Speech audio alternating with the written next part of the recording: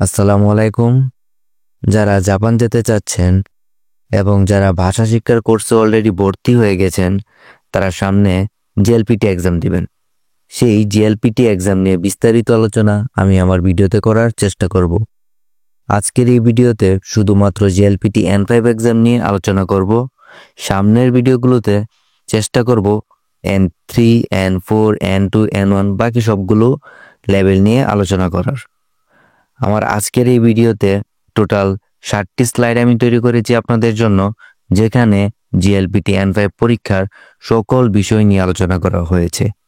তাই আপনাদের কাছে একটা রিকোয়েস্ট থাকবে, এই ভিডিওটি শুরু থেকে শেষ পর্যন্ত মনোযোগ সহকারে দেখবেন। তাহলে জিএলপিটি N5 নিয়ে আপনাদের যত ধরনের প্রশ্ন তার সব কিছু ক্লিয়ার হয়ে যাবে। প্রথমে আমরা জেনে নিব জিএলপিটি কি।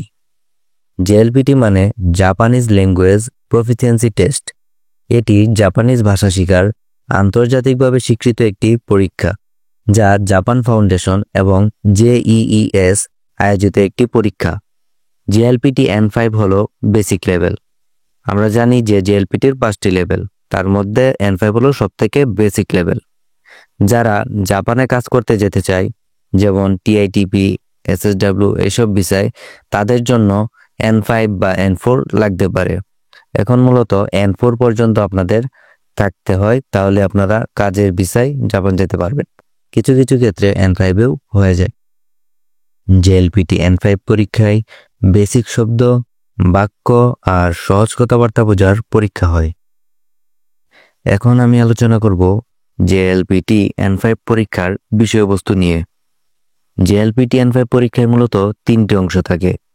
এই 3টি অংশের মাধ্যমে একজন পরীক্ষার্থীর জাপানি ভাষার প্রাথমিক জ্ঞান যাচাই করা হয়। অংশ 3টি হলো শব্দার্থ অর্থাৎ ভোকাবুলারি, এরপর হচ্ছে ব্যাকরণ প্লাস পড়া মানে গ্রামার প্লাস রিডিং, 3 নম্বর হচ্ছে শোনা অর্থাৎ লিসেনিং। এখানে কোনো রাইটিং কিংবা স্পিকিং এই ধরনের কোনো ধরনের পরীক্ষা নেওয়া হয় না। এখানে শুধুমাত্র জাপানিজ ভাষা আমরা বুঝতে পারছি কিনা, শুনতে পারছি কিনা এবং তা প্রয়োগ করতে পারছি কিনা তা দেখে। এই 3টি অংশ শেষ করতে পারলেই আমাদের জিএলপিটি N5 পরীক্ষার সুন্দর একটি প্রস্তুতি হয়ে যাবে। এখন আমাদের পরবর্তী আলোচনার বিষয়বস্তু হচ্ছে জিএলপিটি N5 পরীক্ষার সিলেবাস। জিএলপিটি N5 পরীক্ষার জন্য একটি নির্দিষ্ট সিলেবাস অনুসরণ করা হয়। এই সিলেবাসের মধ্যে বেশ কিছু বিষয় রয়েছে যা একজন শিক্ষার্থীকে ভালোভাবে জানতে হয়। জিএলপিটি N5 পরীক্ষার জন্য আমাদের মোটামুটি 800 থেকে 1000টি শব্দার্থ জানতে হবে এবং 100 থেকে 120টি কাঞ্জি জানতে হবে। হিরাগানা ও কাতাকানা বর্ণমালা অবশ্যই ভালোভাবে জানতে হবে, কেননা এগুলো ছাড়া তো আমরা কোনো কিছু শিখতে পারবো না, রিডিং পড়তে পারবো না এবং আমরা লিসেনিংও ভালো করতে পারবো না।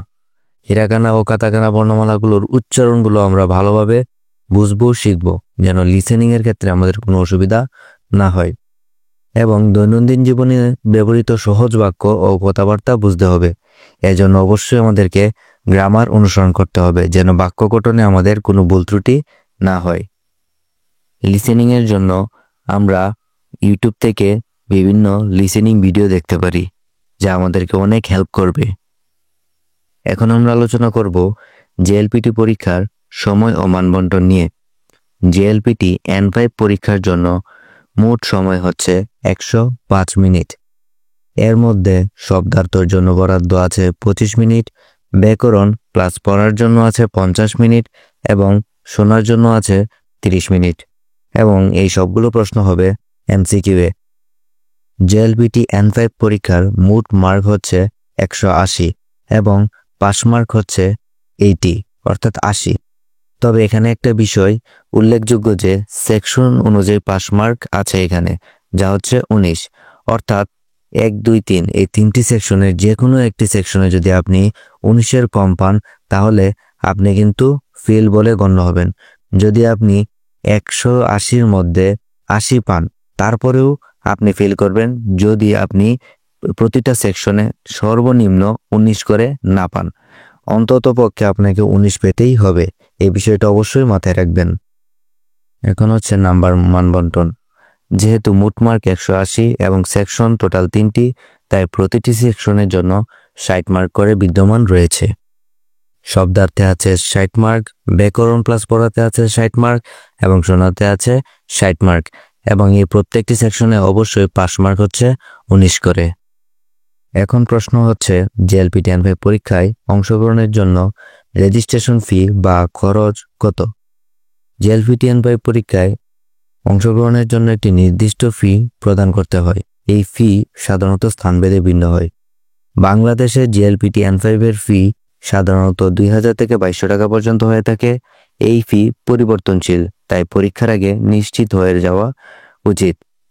মূলত এই জেএলপি 10 পরীক্ষা তো বিভিন্ন দেশেই হয়, বাংলাদেশের ক্ষেত্রে কত তা আমি আপনাদেরকে বলে দিলাম।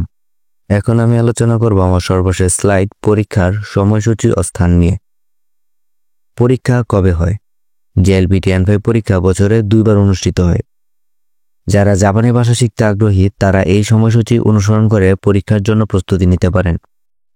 পরীক্ষা দুটির সময় হলো, একটি পরীক্ষা হয় জুলাই মাসের প্রথম রবিবারে এবং অন্য একটি পরীক্ষা হয় ডিসেম্বর মাসের প্রথম রবিবারে।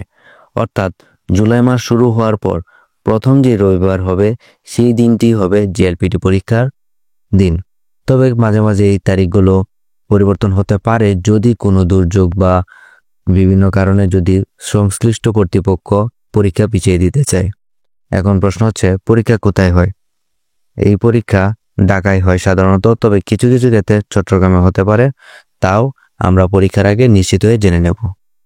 আমার আজকের এই ভিডিওটি যদি আপনাদের কাছে মনে হয় অনেক ইনফরমেটিভ, তাহলে অবশ্যই আমার চ্যানেলটিকে সাবস্ক্রাইব করে দিবেন এবং পাশে থাকা বেল আইকনটিকে অন করে দিবেন, যেন পরবর্তী গুরুত্বপূর্ণ ভিডিওগুলো আপনি সহজেই পেয়ে যান।